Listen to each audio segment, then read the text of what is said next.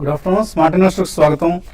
Stock markets 3 రోజుల నష్టాలకు తెరదించుతూ లాభాల్లో ట్రేడ్ అవుతున్నాయి. ప్రారంభ లాభాలు నిలబెట్టుకునే ప్రయత్నం చేస్తుంది మార్కెట్. నిఫ్టీ 100 పాయింట్లకు పైగా లాభంతో, అలాగే సెన్సెక్స్ 370 పాయింట్లకు పైగా లాభంతో ఆల్మోస్ట్ డేస్ హై లెవెల్ దగ్గర ట్రేడ్ అవుతున్నాయి. అండ్ నిఫ్టీ 7950 లెవెల్ క్రాస్ చేసింది. సో 7900 లెవెల్ నిలబెట్టుకుంటుంది అనుకున్న ఇండెక్స్ కాస్త ఇప్పుడు 7950ని నిలబెట్టుకునే ప్రయత్నం చేస్తుంది. అండ్ ఇవాల్టి లాభాలను లీడ్ చేస్తుంది బ్యాంకింగ్ సెక్టర్. సో బ్యాంకింగ్, అలాగే even high beta sectors like real estate కావచ్చు, oil and gas, capital goods, pharma stocks, of course pharma, IT నిన్న మొన్న అమ్మకాల ఒత్తిడిని ఎదుర్కొన్నాయి. సో ఇవాళ ఫార్మా స్టాక్స్ లో కొంత బౌన్స్ బ్యాక్ కనిపిస్తుంది. అలాగే mid caps, small caps outperform చేస్తున్నాయి. చెరీ 1.5% లాభపడ్డాయి mid and small cap indices. So Sensex, నిఫ్టీలు ఆల్మోస్ట్ 1.2% లాభంతో ట్రేడ్ అవుతున్నాయి. And bank Nifty more than 2% లాభపడింది. Bank stocks తో పాటు ఎల్ఎన్టీ, హెచ్డిఎఫ్సి, అలాగే హిందాల్కో, నాల్కో ఇటువంటి కౌంటర్స్ లో స్ట్రాంగ్ హెక్టిక్ బయింగ్ జరుగుతుంది. సో హిందాల్కోకి సంబంధించి ఆర్ ఈవెన్ నాల్కోకి సంబంధించి కూడా ఆల్కో, అమెరికాలో Alcoa aluminium company, aluminium major. So Alcoa చాలా స్ట్రాంగ్ రిజల్ట్స్ ప్రకటించింది. దీంతో ఇటు ఇదే పరిస్థితి హిందాల్కో, నాల్కో కూడా వస్తుంది. హిందాల్కో సబ్సిడీ ఏదైతే ఉందో నోవెలిస్ కూడా బెటర్ రిజల్ట్స్ పోస్ట్ చేస్తున్న అంచనాలు మార్కెట్స్ లో ఉన్నాయి. దీంతో ఈ స్టాక్స్ లో బయింగ్ కనిపిస్తుంది.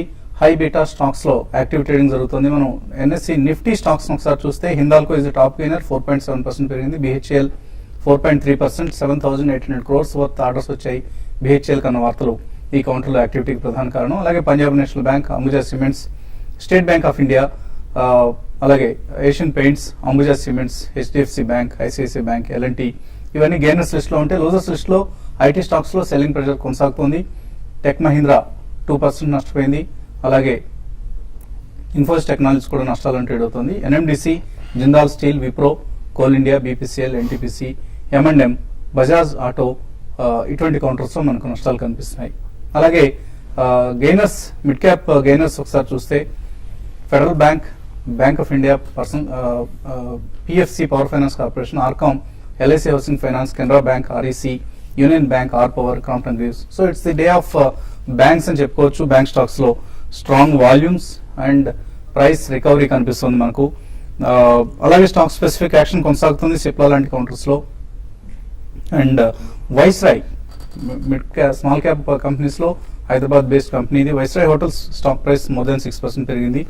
బెంగళూరు హోటల్, రినైజెన్స్ హోటల్, ఇది 3 సంవత్సరాల నుంచి కన్స్ట్రక్షన్ ఉన్న హోటల్. ఇది కంపెనీ దీన్ని పూర్తి చేయలేకపోతుంది. ఇప్పుడు ఇందులో తనకున్న 40% స్టేక్ ను వైస్రాయ్ అమ్మకానికి పెట్టిందన్న వార్తలతో ఈ కౌంటర్లో మనకు హైట్ అండ్ యాక్టివిటీ కనిపిస్తోంది. అలాగే 100 crores సమీకరించాలని వైస్రాయ్ లక్ష్యంగా పెట్టుకుంది ఈ 40% స్టేక్ తో.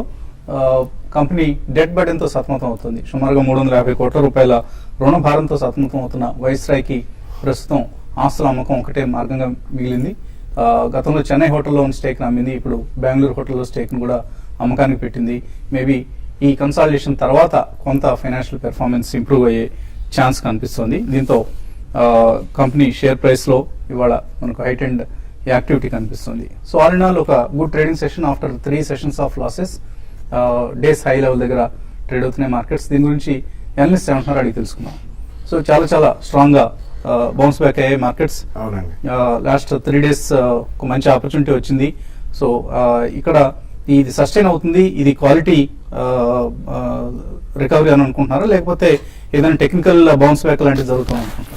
యా, బేసికలీ ఈ క్వార్టర్ రిజల్ట్స్ అయిన తర్వాత will get the actual price discover అండి. ఇది మాత్రం డెఫినెట్లీ కొద్దిగా వాల్యుయేషన్ బేస్డ్ బయింగ్ కూడా ఉంది ఇందులో. It's not purely only dead cat bounce అని కూడా చెప్పలేము. దీనికి ప్రధాన కారణం ఏంటంటే మనకి వీ షుడ్ థ్యాంక్ IMF అండి. IMF ఎప్పుడైతే మనకి next 1 or 2 years or 3 years చైనాలో అంత గ్రోత్ ఉండదు, రెస్ట్ ఆఫ్ ద వరల్డ్ కూడా అంత ఆశాజనకంగా ఉండదు అని చెప్పారు.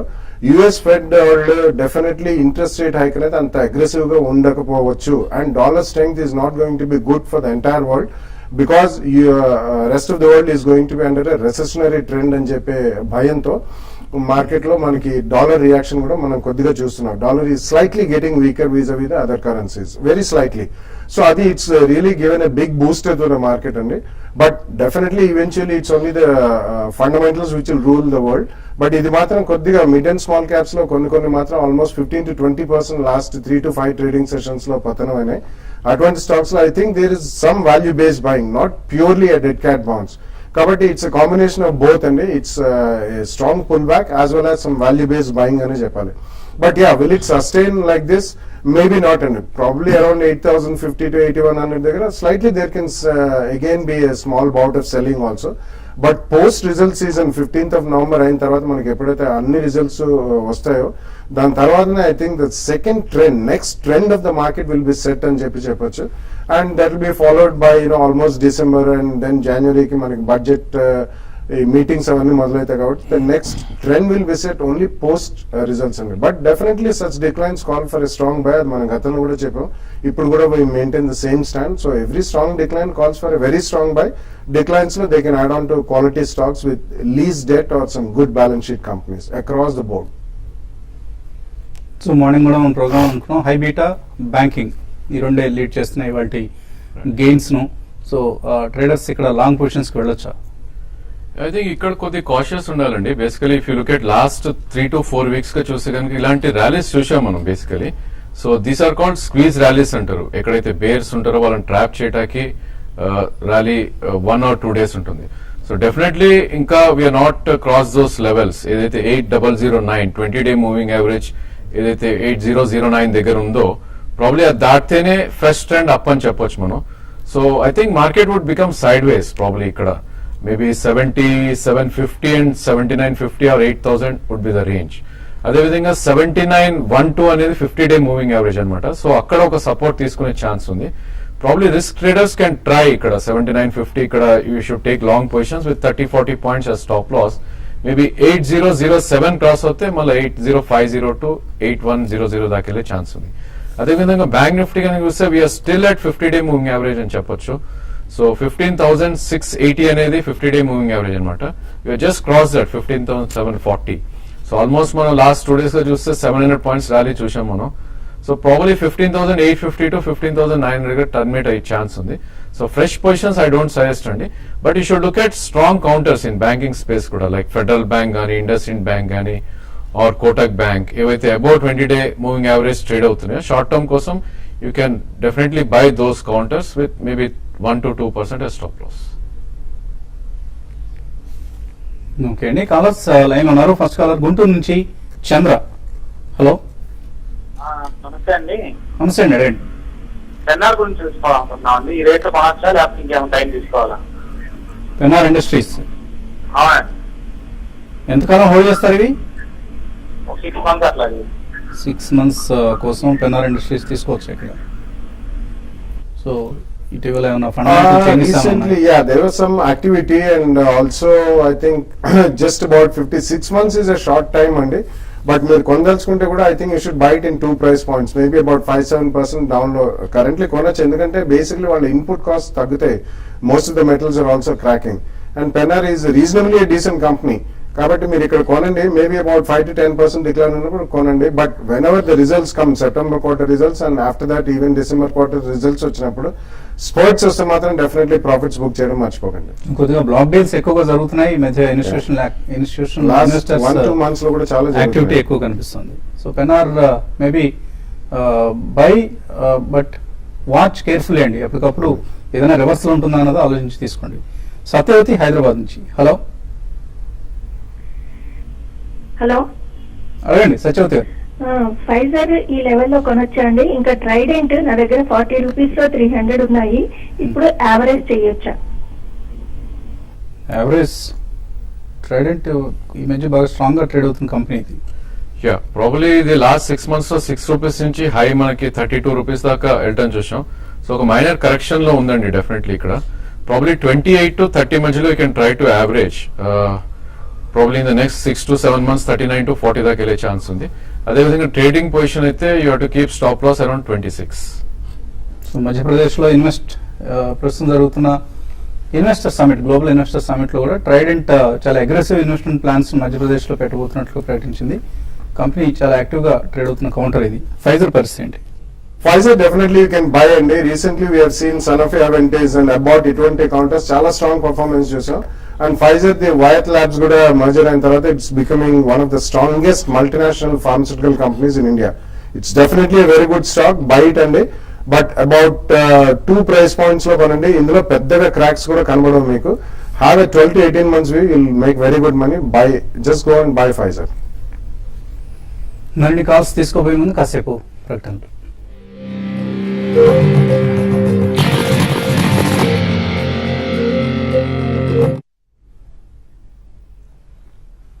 స్మార్ట్ ఇన్వెస్టర్ తిరిగి స్వాగతం. 111 పాయింట్ల లాభంతో చాలా స్ట్రాంగ్ గా ట్రేడ్ అవుతుంది నిఫ్టీ, అలాగే సెన్సెక్స్ కూడా 400 పాయింట్లకు పైగా లాభంతో ట్రేడ్ అవుతున్నాయి. And mid and small caps లో చాలా strong buying activity both in terms of price and volumes గమనిస్తున్నాం.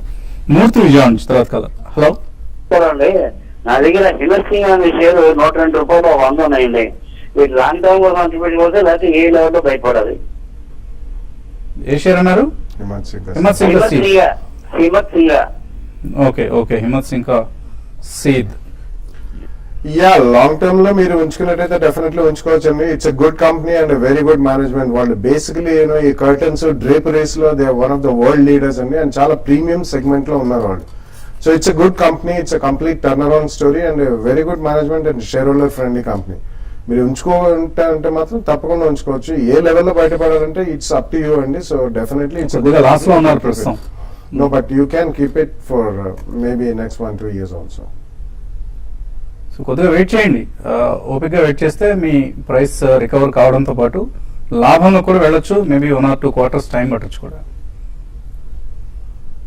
అలాగే ఈమెయిల్స్ కూడా అందే మనకు. చంద్రశేఖర్ అడుగుతున్నారు, Pondy oxides, Ucal fuel systems, Thomas Cook, ఈ 3 స్టాక్స్ తీసుకోవచ్చు ఇక్కడ.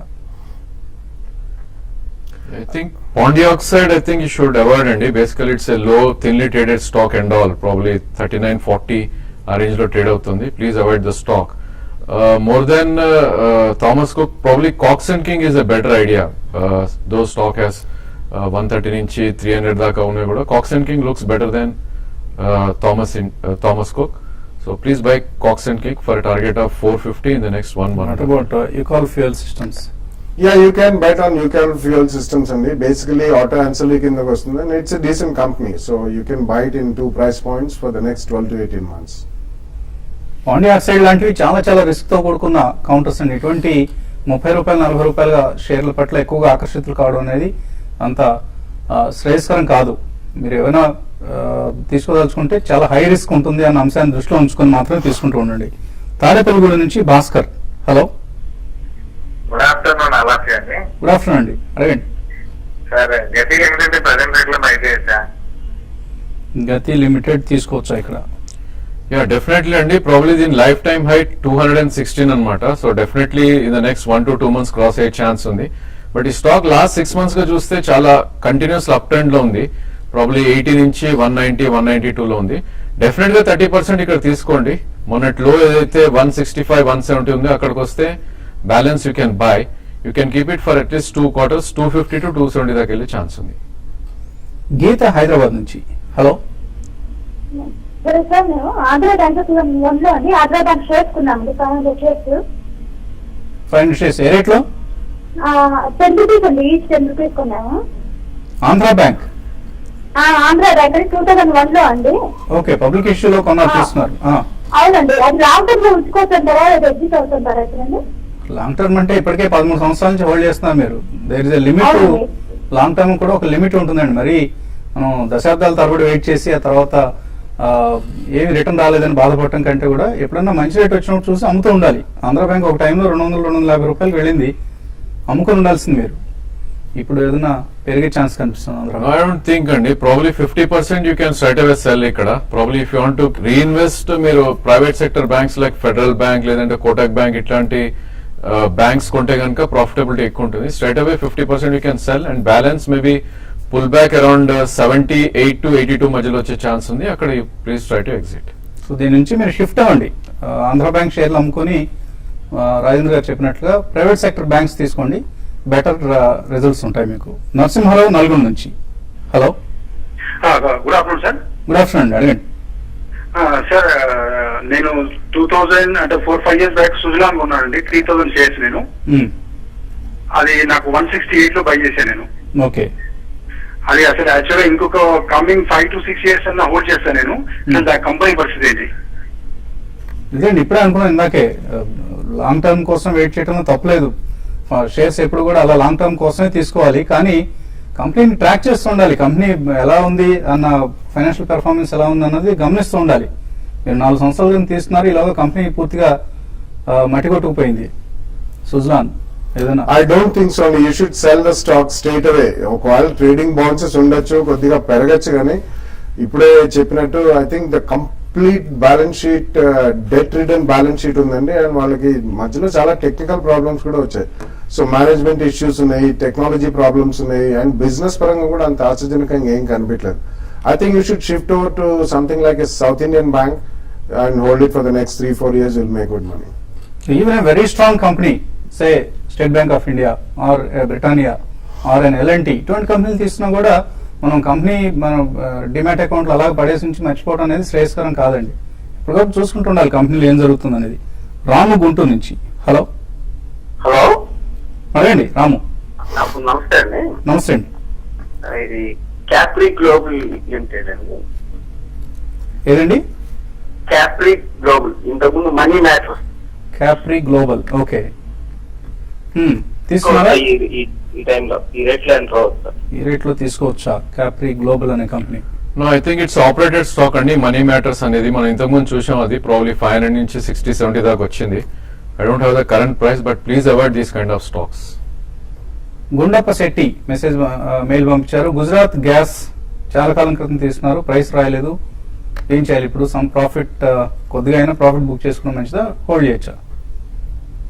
Gujarat gas is clearly hold అండి. Probably it's in the uptrend, definite గా you can hold. But trading stop మీరు పెట్టుకోవాలనుకుంటే అరౌండ్ 450 to స్టాప్ లాస్ పెట్టుకోండి. ఇన్ ద కమింగ్ డేస్ 600-650 దాకా touch అయ్యే ఛాన్స్ ఉంది. సో 2 సంవత్సరాల కోసం 2 లక్షల రూపాయలు ఇన్వెస్ట్ చేద్దాం అనుకుంటున్నారు. శ్రీనివాస్ ఒంగోలు నుంచి అడుగుతున్నారు, తీసుకోవచ్చు, ఏం తీసుకోవచ్చు? Yeah, I think you can buy, Britannia and Imami in FMCG counters and similarly you can buy maybe a JB Chemicals and Indoco Remedies in pharmaceuticals, and auto ancillaries lo Munjal Showa and Jai Bharat Maruti you can buy, and private sector banks lo buy some South Indian Bank and Federal Bank. Chandrasekhar MR అని పేరుతో వచ్చింది. Sudarshan chemicals 115లో తీస్తున్నారు, ఇంకా కొన్ని తీసుకొని accumulate చేసుకోవచ్చా? Probably ఇక్కడ hold చేయండి, డోంట్ బై ఫ్రెష్. ఇక్కడ 95 దగ్గర కరెంట్ ప్రైస్ ఉంది, so it can correct even till 75 to 80. So అక్కడ సెకండ్ ప్రైస్ పాయింట్ లో you can buy, and 130-140 in the next 1.5 year possibility. Kitex garments, Radico Khaitan, Grauer and Weil, ఈ 3 తీసుకుందాం అనుకుంటున్నారు. 1 to 2 years కోసం లీలావతి తీసుకోవచ్చా? Yeah, Kitex is a good chart అండి. Though stock 120 నుంచి almost 500 దాకా టచ్ అవటం చూసాం మనం లాస్ట్ 6 నెలల్లోనే. Probably should wait for dips. Maybe 479 is the current price. 430 and 380 మధ్యలో you can try to accumulate and hold it for long term. Radico Khaitan, I think you should avoid Radico Khaitan and Growler and Wheel. I think it's a good company and they're basically into electroplating chemicals and itaratra ee madhya kalamlo different chemicals regarding paints and varnishes వీటి కూడా చేస్తున్నారు. It's a good company, you can buy some quantity here. Bank Nifty October futures 15,720 దగ్గర short cell చేశారు మధు కోకుంట్ల, ఎక్కడ exit కావాలి? I think currently అదే price ఉందండి. You should exit the position when it crosses 15,820. అంటే స్టాప్ లాస్ 15,820 అబోవ్ క్లోజ్ అవుతే కనుక పెట్టుకోండి. బట్ ఐ థింక్ 15,435 to 15,500 మధ్యలో you should cover your position. So కొద్దిగా మీరు రిస్కీ పొజిషన్ తీస్తున్నారు, bank Nifty short sell position. J&K bank 165లో కొన్నారు సుధాకర్ రావు, లాస్ బుక్ చేయాలా, హోల్డ్ చేయొచ్చా?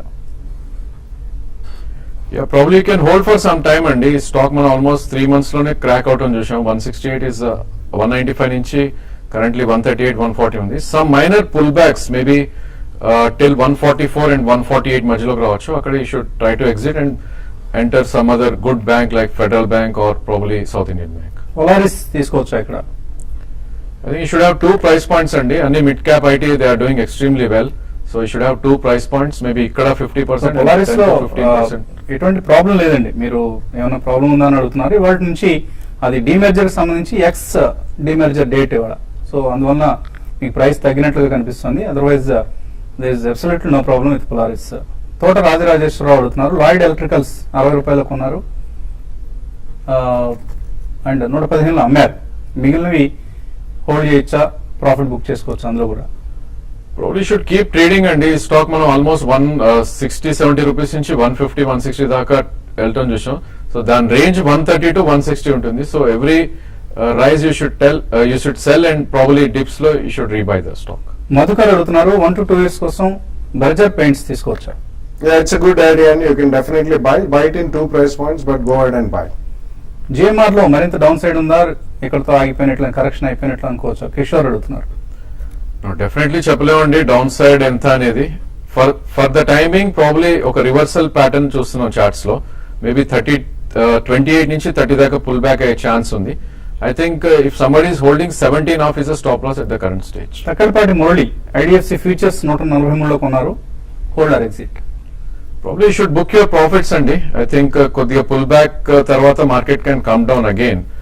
Especially IDFC is not a strong stock to hold. PT laminations 73లో, Pondy oxide 48లో, రూఫిలా ఇంటర్నేషనల్ 52లో, ఇండ్ జెల్ 118లో కొన్నారు. విజయ్ ఇటుకొల ఏం చేయాలి ఇవన్నీ?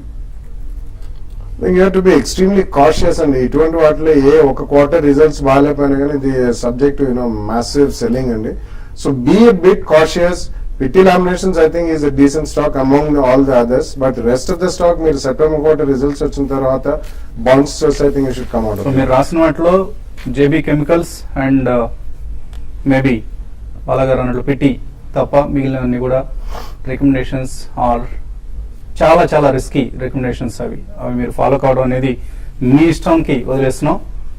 అదర్వైజ్ లాస్ట్ బుక్ చేసుకుని బయటకు వచ్చేయండి. ఇది ఇవాల్టి స్మార్ట్ ఇన్వెస్టర్. తిరిగి రేపు పొద్దున 8:30కి బిజినెస్ బ్రేక్ఫాస్ట్ కలుద్దాం.